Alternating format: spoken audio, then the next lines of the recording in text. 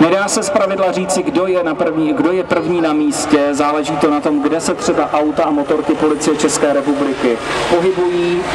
V každém případě můžeme říci, pakliže je to takto hromadná nehoda, na místo operační středisko záchranky vysílá jak vrtulníky, tak pozemní záchrannou službu, tedy sanitky. Zpravidla vrtulník i sanitky dorážejí na místo současně s rozdílem několika málo desítek vteřin. A jak už jsme si říkali, díky více jak 100% pokrytí vrtulníky letecké záchranné služby v České republice není ojedinělé, že se na místě setkají 2 až 3 vrtulníky letecké záchranky vždycky, když se ty kraje překrývají. Například Liberecký kraj, Královéhradecký kraj.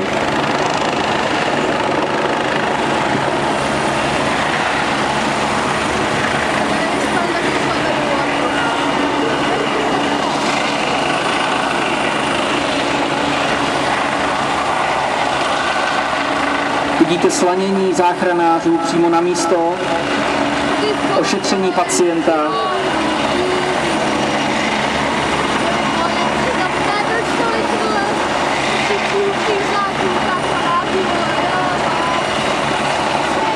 Úkol Policie České republiky je hlavně zajistit místo dopravní nehody, to znamená posunout ty dlouhé kolony, tak aby tam v podstatě nikdo nepřekážel, zajistit také stopy a místo pro záchranáře, což je při hlavně hromadných dopravních nehodách velmi důležitý úkol a někdy podceňovaný, takže Policie České republiky v tuto chvíli vytváří prostor všem záchranářům, ať už hasičského záchranného sboru, nebo z letecké záchranné služby, anebo z pozemní záchranné služby. Samozřejmě, že i Policie České republiky ví, že hlavní je zajistit život a zdraví, takže pokud se policista dostane na místo dopravní nehody jako první, nezajišťuje prostor ani stopy, ale hlavně zajišťuje život do příletu letecké záchranky nebo sanitek.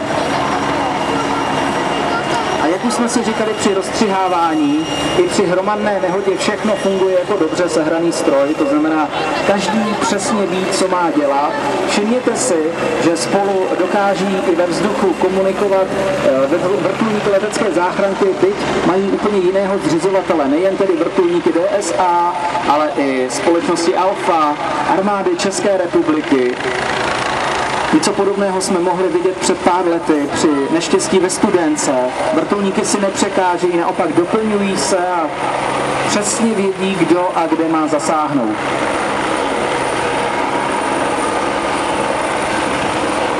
Velkým úkolem záchranářů je prohlédnout místo okolí dopravní nehody, protože často se stává, že zranění bývají vymrštěni i několik desítek metrů od dopravní nehody, nebo jsou v šoku a odejdou a zařadí se mezi lidi, kteří jenom přihlížejí.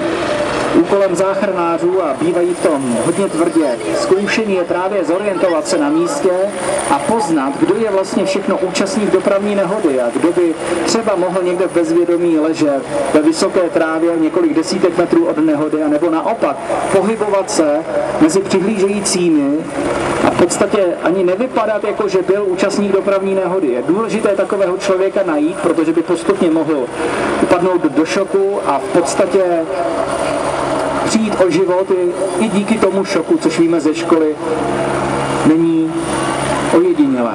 Tak, teď přichází k místu hasiči, kteří jejich hlavním úkolem je samozřejmě uhasit oheň.